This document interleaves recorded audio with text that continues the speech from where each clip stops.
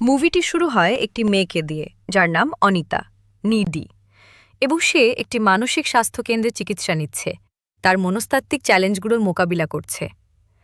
অনিতার আচরণ শত্রুতাপূর্ণ, আক্রমণাত্মক এবং অসহযোগিতামূলক। একজন নার্স এগিয়ে আসেন এবং জিজ্ঞাসা করেন সে খেতে চায় কিনা। অনিতা প্রতিশোধ হিসেবে নার্সের মুখে থুতু দেয়। তার এই আচরণের শাস্তি হিসেবে অনিতাকে একটি অন্ধকার উঁচু দেয়ালঘেরা সেলে আটকে রাখা হয়। এই সেলে বসে অনিতা তার অতীত নিয়ে চিন্তা করে। সে তার পুরো জীবনের কথা মনে করে এবং তার প্রিয় বন্ধু জেনিফারের কথা ভাবে। জেনিফার এবং অনিতা ছিল সবথেকে ঘনিষ্ঠ বন্ধু। এখন গল্পটি ফ্ল্যাশব্যাকে ফিরে যাচ্ছে। আমরা তাদের গ্রাম ডেভিলস কেটল দেখতে পাই।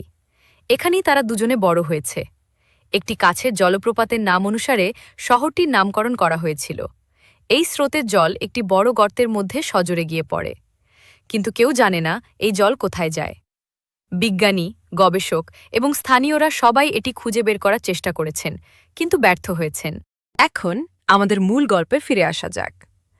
জেনিফার তাদের কলেজের জনপ্রিয়, সুন্দরী এবং সবার পছন্দের মেয়ে। অন্যদিকে অনিতা সম্পূর্ণ আলাদা। তারা প্রিয় বন্ধু, কিন্তু তাদের ব্যক্তিত্ব ছিল পুরোপুরি ভিন্ন। জেনিফার জনপ্রিয়, যেখানে নিডি লাজুক এবং হীনম্মন্যতায় ভোগে, এবং সে জেনিফারের মতো সুন্দরী নয়। নিডির চিপ নামে এক প্রেমিক আছে, কিন্তু সে সব সময় জেনিফারকে অগ্রাধিকার দেয়।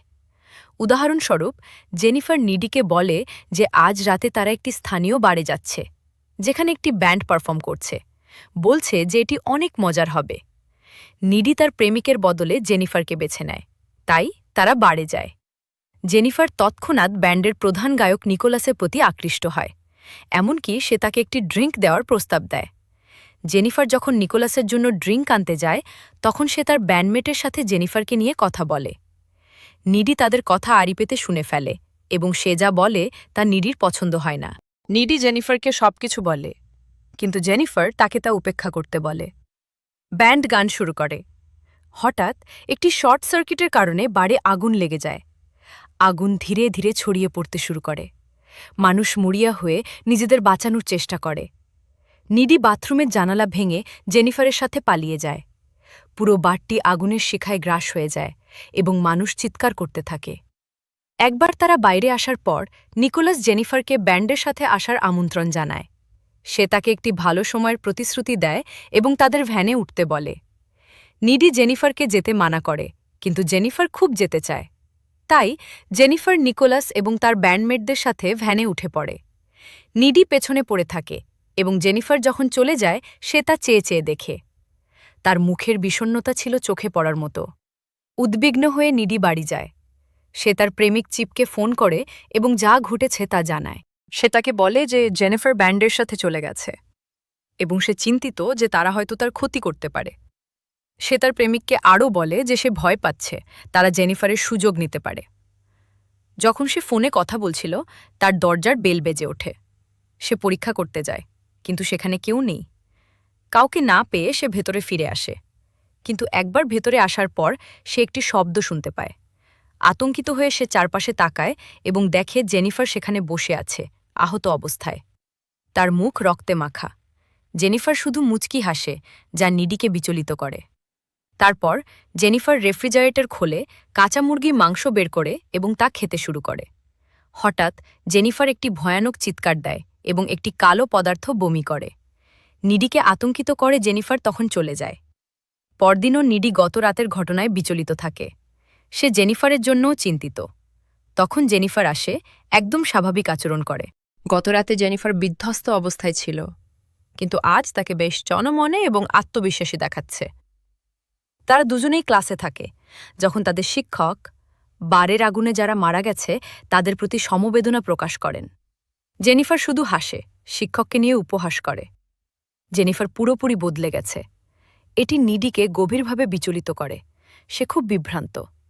নিডি তার প্রেমিক চিপকে সবকিছু বলে, জেনিফার তার বাড়িতে আসার কথা এবং তার অদ্ভুত আচরণের কথা। সে বলে যে জেনিফার যেন আসরিক শক্তিতে আবিষ্ট, অদ্ভুত আচরণ করছে। গল্পটি এখন একটি অন্ধকার মোড় নেয়। জেনিফার কলেজের ফুটবল ক্যাপ্টেনের সাথে দেখা করে। সে শোকাহত কারণ তার কিছু বন্ধু আগুনে মারা গেছে।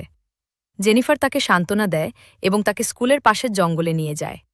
সেখানে সে তাকে প্রলুব্ধ করে, আর তখন পাখি এবং অন্যান্য প্রাণীরা এটি দেখার জন্য জড়ো হয়। এটি একটি অস্বস্তিকর দৃশ্য।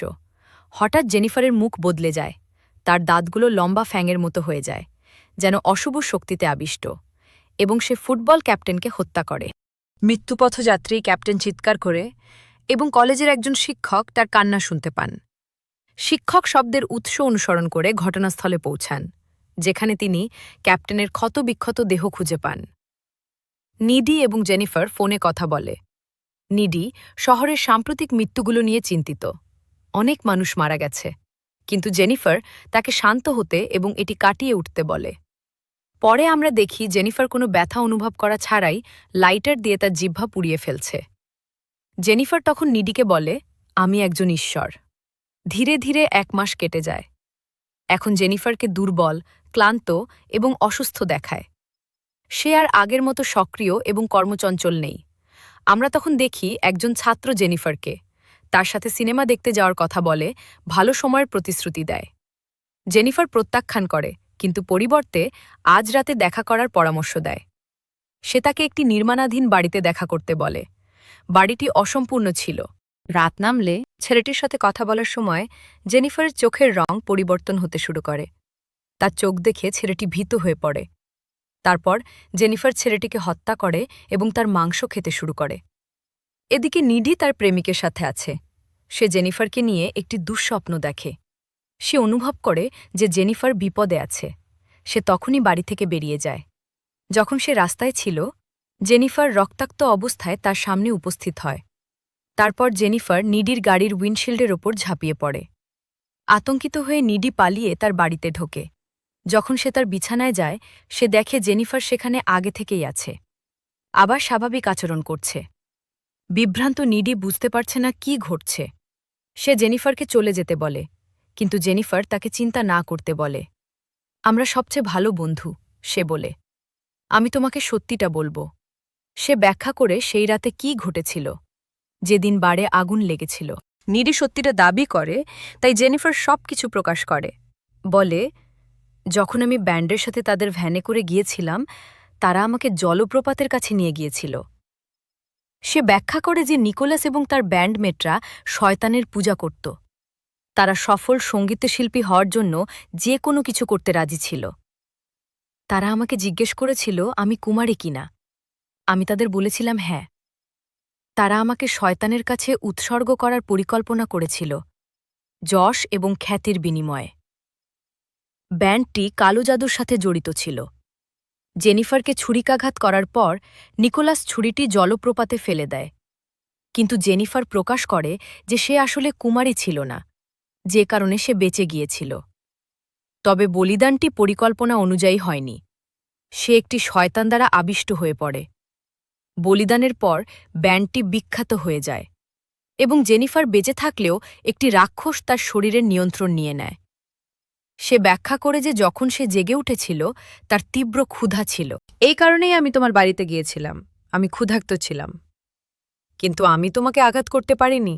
তুমি আমার সেরা বন্ধু, তাই আমি তোমার ফ্রিজে গিয়েছিলাম এবং কাঁচা মুরগি খেয়েছিলাম। জেনিফার নিডিকে বলে যে সে অতিমানবিক শক্তি অর্জন করে মানুষের মাংস খেয়ে ক্ষুধা মেটানোর পর। সে নিজের হাতে আঘাত করে তা প্রদর্শন করে। সে তার হাত আঁচড়ে দেয় এবং ক্ষতটি তৎক্ষণাৎ সেরে যায়।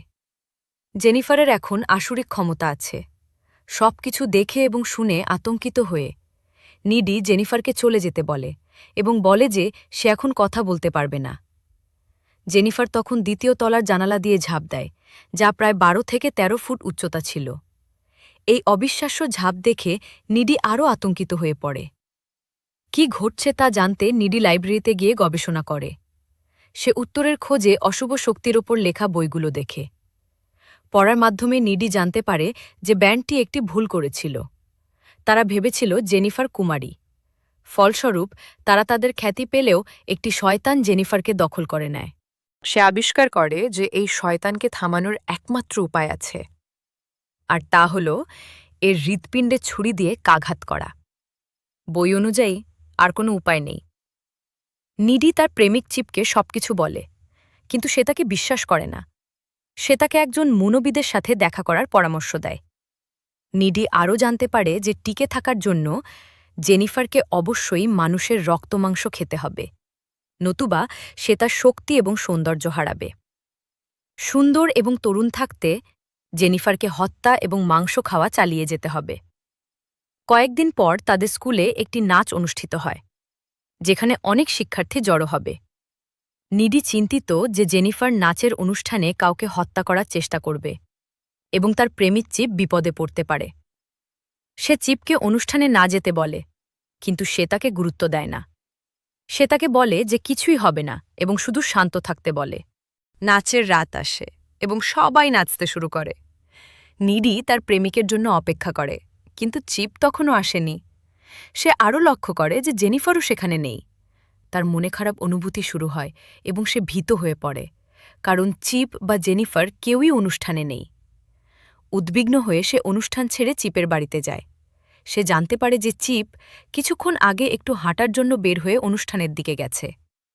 আতঙ্কিত হয়ে নিডি সেই দিকে দৌড়ায় যেদিকে সে হেঁটে যেতে পারে। এরই মধ্যে আমরা দেখি চিপ হাঁটছে যখন জেনিফার তাকে খুঁজে পায়। জেনিফার চিপকে বিভ্রান্ত করার চেষ্টা করে, বলে যে নিডি তাকে ঠকাচ্ছে। এই কারণেই সে তোমার কদর করে না।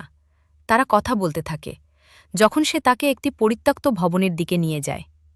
জেনিফার তার স্বাভাবিক পদ্ধতি ব্যবহার করে। প্রথমে সে তার শিকারকে প্রলুব্ধ করে, তারপর তাদের হত্যা করে। জেনিফার চিপের কাছাকাছি আসে, কিন্তু সে তাকে থামিয়ে দেয় কারণ সে নিডিকে ভালোবাসে। সে অন্য কারোর সাথে থাকতে চায় না। এটি দেখে জেনিফার ক্ষিপ্ত হয় এবং চিপকে আক্রমণ করে। এটি জেনিফারের আসরিক দিক। ঠিক তখনই নিডি তাদের খুঁজতে সেখানে পৌঁছায়। নিডি দেখে জেনিফার চিপের ঘাড় কামড়ে ধরে তাকে মেরে ফেলার চেষ্টা করছে। সে রক্তে ভিজে ছিল, কিন্তু নিডি তার প্রেমিককে বাঁচাতে ঝাঁপিয়ে পড়ে। নিডি জেনিফারকে ধাক্কা দেয় এবং লড়াই করে তাকে চিপের থেকে দূরে সরানোর চেষ্টা করে। জেনিফার আক্রমণাত্মক হয়ে ওঠে, দাবি করে যে সে কেবল ছেলেদেরই মারে না। তারপর জেনিফার তার আসরিক শক্তি ব্যবহার করে বাতাসে ভাসতে থাকে। দুই বন্ধুর মধ্যে এক বিশাল লড়াই বেঁধে যায়। জেনিফার যখন নিডিকে মারতে যায়, তখন আহত চিপ একটি রড দিয়ে জেনিফারকে আক্রমণ করে, তার পেটে আঘাত করে। জেনিফার মারাত্মকভাবে আহত হয়। রক্তক্ষরণে দুর্বল হয়ে জেনিফার পালিয়ে যায়, কিন্তু নিডি তার প্রেমিকের সাথে পড়ে থাকে, যে তার কোলেই মারা যায়। ক্ষুব্ধ এবং শোকার্ত নিডি যে কোনো মূল্যে জেনিফারের ওপর প্রতিশোধ নেওয়ার শপথ নেয়। প্রতিশোধ নিতে সে জেনিফারের বাড়িতে যায়। যখন সে জেনিফারের ঘরে ঢোকে, তখন লড়াই শুরু হয়। লড়াইয়ের সময় জেনিফার নিডির ঘাড়ে কামড় দেয়। লড়াই চলতে থাকে যতক্ষণ না নিডি একটি ইউটিলিটি নাইফ দিয়ে জেনিফারের হৃৎপিণ্ডে আঘাত করে। রক্ত বইতে শুরু করে। নিডির মনে পড়েছিল যে এটাই ছিল রাক্ষসকে মারার একমাত্র উপায়, তার হৃৎপিণ্ডে আক্রমণ করা। এরপর জেনিফার এবং তার ভেতরের শয়তান অবশেষে ধ্বংস হয়। আওয়াজ শুনে জেনিফারের মা ঘরে দৌড়ে আসেন। তিনি নিডিকে তার মেয়ের মৃতদেহের ওপর দাঁড়িয়ে থাকতে দেখেন। এখন সিনেমাটি প্রথম দৃশ্যে ফিরে আসে, ব্যাখ্যা করে কেন নিডি মানসিক হাসপাতালে ছিল। এটি ছিল কারণ সে জেনিফারকে হত্যা করেছিল। কিন্তু আমরা একটি অদ্ভুত বিষয় জানতে পারি, নিডি আর আগের মতো নেই। এর কারণ হল জেনিফার তাদের লড়াইয়ের সময় নিডিকে যে কামড় দিয়েছিল। ফলস্বরূপ আসুরিক শক্তির কিছু অংশ নিডির শরীরে চলে আসে। নিডির এখন অতি প্রাকৃত ক্ষমতা আছে। ফলস্বরূপ সে অনেক বেশি আক্রমণাত্মক হয়ে উঠেছে। এটি আগে তার স্বভাব ছিল না। সে এখন এই সেলে বন্দী। তার আসুরিক শক্তি ব্যবহার করে সে শূন্যে ভাসে এবং জানালা দিয়ে পালিয়ে যায়। সেখান থেকে সে জলপ্রপাতের দিকে দৌড়ায়। সেখানে সে সেই একই ছুরিটি খুঁজে পায় যা নিকোলাস জেনিফারকে হত্যা করতে এবং তার ক্ষমতা অর্জন করতে ব্যবহার করেছিল। সে ছুরিটি তুলে নেয়। সে একটি লিফট পায় এবং সেই জায়গায় পৌঁছায় যেখানে ব্যান্ডটি পারফর্ম করছে। আমরা ব্যান্ডটিকে তাদের বিলাসবহুল রুমে মাদক নিয়ে উদযাপন করতে দেখি। হঠাৎ কেউ রুমে ঢোকে এবং তাদের প্রত্যেককে নৃশংসভাবে হত্যা করে। প্রথমে দেখানো হয় না কে ব্যান্ডের সদস্যদের হত্যা করেছে, কিন্তু পরে আমরা সিসিটিভি ফুটেজ দেখি যা নিডিকে তাদের রুম থেকে বেরিয়ে যেতে দেখায়। এর মানে নিডিই ছিল খুনি। এটি এখন পরিষ্কার যে নিডি ব্যান্ডের সদস্যদের হত্যা করেছে, তাদের প্রাপ্য শাস্তি দিয়েছে। তারাই ছিল সবকিছুর কারণ, তার প্রেমিকের মৃত্যু, তার সেরা বন্ধুর মৃত্যু এবং অন্যান্য সব হত্যাকাণ্ড। আর এখানেই মুভিটি শেষ হয়। যদি আপনি এটি উপভোগ করেন তবে দয়া করে লাইক এবং সাবস্ক্রাইব করে দিবেন। তো বন্ধুরা, দেখা হচ্ছে পরের ভিডিওতে। টাটা।